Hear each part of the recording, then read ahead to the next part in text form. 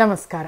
ಕಗ್ಗ ಮಾರ್ಗದಲ್ಲಿ ಮುಂದುವರಿತಾ ಇವತ್ತಿನ ಕಗ್ಗ ತಲೆ ಪಾಗಿನೊಳಕೊಳಕ ಪಂಚೆ ನೀರಿಯೊಳ ಹರಕ ತಿಳಿಸುವೆಯ ರಜಕಗಲ್ಲದೆ ಲೋಗರಿಂಗೆ ಅಳಲು ದುಗುಡಗಳ ನಿನ್ನೊಳಗೆ ಬೈತಿಡದೆ ನೀನೆಳೆಗೆ ಹರಡುವುದೇಕೋ ಮಂಕುತಿಮ್ಮ. 719ನೇ ಕಗ್ಗ ಇದು. ಇವತ್ತಿನ ಸೋಷಿಯಲ್ ಮೀಡಿಯಾ ಜಗತ್ತಿಗೋಸ್ಕರನೇ 1943ರಲ್ಲೇ ಬರೆದಿಟ್ಬಿಟ್ಟಿದ್ದಾರೆ DVG ಅಂತ ಆಶ್ಚರ್ಯ ಕಗ್ಗ ಇದು. ತಲೆಪಾಗಿನೊಳಕೊಳಕ, ತಲೆಪಾಗು ಅಂದ್ರೆ ಪೇಟ, ಮುಂಡಾಸು ಸುತ್ಕೋತೀವಲ್ಲ ಅದು, ಅದ್ರ ಒಳಗಡೆ ಏನೋ ಕೊಳೆ ಆಗಿದೆ, ಏನೋ ಕೊಳಕ ಆಗ್ಬಿಟ್ಟಿದೆ ಅನ್ನೋದನ್ನ, ಪಂಚೆ ನಿರಿಯೊಳ ಹರಕ, ನೆರ್ಗೆ ಇಟ್ಟು ಮಾಡಿ ಪಂಚೆ ಸುತ್ಕೊಂಡಿರ್ತೀವಲ್ಲ ಅದ್ರ ಒಳಗಡೆ ಎಲ್ಲೋ ಹರಿದೋಗಿದೆ ಅಂತ ಅಂದ್ರೆ ತಿಳಿಸುವೆಯ ರಜಕಗಲ್ಲದೆ ಲೋಗರಿಂಗೆ. ಯಾರು ಅಗಸ ಬಟ್ಟೆ ಒಗಿತಾನಲ್ಲ ಅವನಿಗೆ ಹೇಳ್ಬೇಕು, ನೋಡಪ್ಪ ಇಲ್ಲಿ ಕೊಳೆ ಆಗೋಗಿದೆ, ಇದನ್ನ ಚೆನ್ನಾಗಿ ಉಜ್ಜಿ ತೊಳಿ, ಇಲ್ಲೆಲ್ಲೋ ಹರಿದು ಹೋಗ್ಬಿಟ್ಟಿದೆ, ಇನ್ನಷ್ಟು ಹರಿದೇ ಇರೋ ತರ, ಇನ್ನಷ್ಟು ಸೌದೋಗದೆ ಇರೋ ತರ ಜೋಪಾನವಾಗಿ ಒಗಿ ಅಂತ ಅಗಸನಿಗೆ ಹೇಳ್ಬೇಕು. ಅದು ಬಿಟ್ಟು ನಾವು ರಸ್ತೆಯಲ್ಲಿ ಹೋಗೋರ್ಗೆಲ್ಲ ಅದು ಪೇಟದೊಳಗೆ ಸ್ವಲ್ಪ ಕೊಳೆ ಆಗೋಗಿದೆ, ಅದು ನೋಡಿ ಇಲ್ಲಿ ಹಿಂಗೆ ಒಳಗಡೆ ಹರಿದು ಹೋಗಿದೆ ಅಂತ ತೋರಿಸ್ತಾ ಓಡಾಡ್ತೀವ? ಇಲ್ಲ. ಯಾರಿಗೆ ಅದು ಪ್ರಸ್ತುತವೋ, ಯಾವ ಇನ್ಫಾರ್ಮೇಶನ್ ಯಾರಿಗೆ ಪ್ರಸ್ತುತವೋ ಅವರಿಗೆ ಮಾತ್ರ ತಿಳಿಸೋದು. ಅಳಲು ದುಗುಡಗಳ ನಿನ್ನೊಳಗೆ ಬೈತಿಡದೆ, ಏನೋ ದುಃಖ ಇದೆ, ಏನೋ ನೋವಿದೆ, ಅದನ್ನ ನಮ್ಮೊಳಗೆ ನಾವು ಇಟ್ಕೊಳ್ಳೋದು ಬಿಟ್ಬಿಟ್ಟು ನೀನ್ ಇಳೆಗೆ ಹರಡುವುದೇಕೋ ಮಂಕುತಿಮ್ಮ. ನಾವು ಎಲ್ಲಾರ್ಗೂ ಹೇಳ್ತಾ ನನಗ್ ದುಃಖ ಇದೆ, ನನಗ್ ನೋವಿದೆ ಅಂತ ಹೇಳ್ಕೊಳ್ತಾ ಹೋಗೋದು ಯಾಕೆ ಅಂತ ನಾವೆಷ್ಟೋ ಸಲ ಈ ಸೋಷಿಯಲ್ ಮೀಡಿಯಾ ಪೋಸ್ಟ್ಗಳಲ್ಲಿ ನಾನು ಯೋಚಿಸ್ತಾ ಇರ್ತೀನಿ. ಸುಮ್ಮನೆ ನೀವು ಎಲ್ಲ ಕಂಡಿರ್ತೀರ ಅದನ್ನ, ಈ ಜಗತ್ತೇ ನನಗೆ ಮೋಸ ಮಾಡ್ಬಿಡ್ತಾ ಇದೆ, ಯಾರು ನಂಬಿಕೆಗೆ ಅರ್ಹರಲ್ಲ, ಯಾಕೆ ಯಾರು ನನಗೆ ಈ ಥರ ಕಷ್ಟ ಕೊಡ್ತಾರೆ, ಎಲ್ಲರೂ ನನ್ನನ್ನು ಯಾಕೆ ಈ ಥರ ಕೀಳಾಗಿ ನೋಡ್ತಾರೆ, ಈ ಥರ ಸೆಲ್ಫ್ ಪಿಟಿಯ ಪೋಸ್ಟ್ಗಳು ಪ್ರತಿ 3-4ನೇಂದ ಅಥವಾ 5ನೇ ಪೋಸ್ಟು ಇಂಥದ್ದು ಸಿಗುತ್ತೆ ನಿಮಗೆ.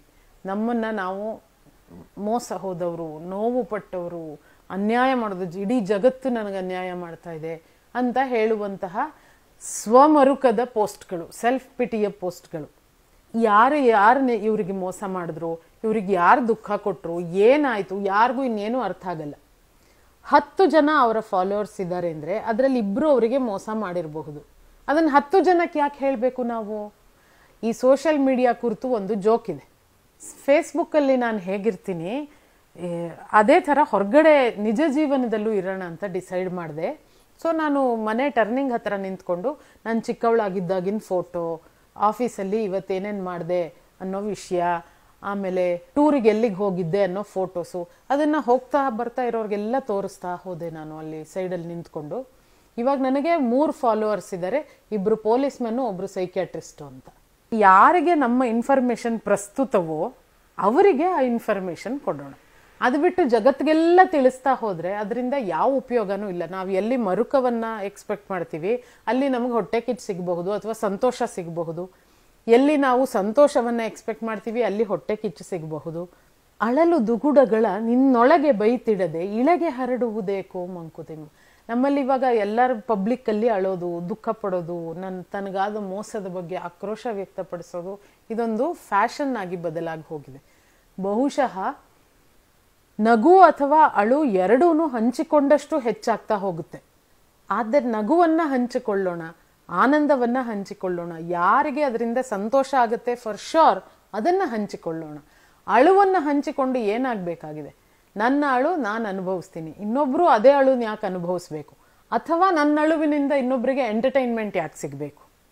ನನಗಿದೆ ದುಃಖ, ಅದನ್ನ ನಾನು ಅನುಭವಿಸ್ತೀನಿ, ನಾನು ಸಾರ್ಟ್ ಔಟ್ ಮಾಡ್ಕೋತೀನಿ, ಯಾರಿಂದ ಅದಾಗಿದೆ ಅವ್ರ ಜೊತೆ ಕಮ್ಯುನಿಕೇಟ್ ಮಾಡಿ ನಾನು ಸರಿಪಡಿಸ್ಕೊಳ್ತೀನಿ ಅನ್ನುವಂತಹ ಆಟಿಟ್ಯೂಡ್ನ ಕಲ್ತ್ಕೊಳ್ಳೋದಕ್ಕೆ ಈ ಕಗ್ಗ ಪ್ರೇರೇಪಿಸ್ತಾ ಇದೆ. ನಗುವನ್ನ ಎಲ್ಲರ ಜೊತೆ ನಗೋಣ, ಅಳು ನನ್ನೊಬ್ಬಳಿಗೆ ಇರಲಿ, ಅದನ್ನ ಸರಿ ಮಾಡಿಕೊಳ್ಳುವ ವಿಧಾನವೂ ನನಗೊಬ್ಬಳಿಗೆ ಗೊತ್ತಿರುತ್ತೆ. ಆದ್ದರಿಂದ ಒಟ್ಟಾಗಿ ನಗೋಣ, ಬದುಕು ಸುಂದರವಾಗುತ್ತೆ. ಮತ್ತೊಂದು ಕಗ್ಗದಲ್ಲಿ ಭೇಟಿಯಾಗ್ತೀನಿ. ನಮಸ್ಕಾರ. ಅನುಕ್ಷಣದ ಸುದ್ದಿಗಳಿಗಾಗಿ ವಿಸ್ತಾರ ನ್ಯೂಸ್ ಯೂಟ್ಯೂಬ್ ಚಾನೆಲ್ ಸಬ್ಸ್ಕ್ರೈಬ್ ಮಾಡಿ. ಹೊಸ ಸುದ್ದಿಗಳ ನೋಟಿಫಿಕೇಶನ್ಗಾಗಿ ಬೆಲ್ ಐಕಾನ್ ಕ್ಲಿಕ್ ಮಾಡಿ. ಲೇಟೆಸ್ಟ್ ಅಪ್ಡೇಟ್ಸ್ಗಾಗಿ www.vistaranews.com ವೆಬ್ಸೈಟ್ಗೆ ವಿಸಿಟ್ ಮಾಡಿ. ಅಂಗೈಯಲ್ಲೇ ಜಗತ್ತಿನ ಸುದ್ದಿ ತಿಳಿಯಲು ವಿಸ್ತಾರ ನ್ಯೂಸ್ ಕನ್ನಡ ಆಪ್ ಡೌನ್ಲೋಡ್ ಮಾಡಿ.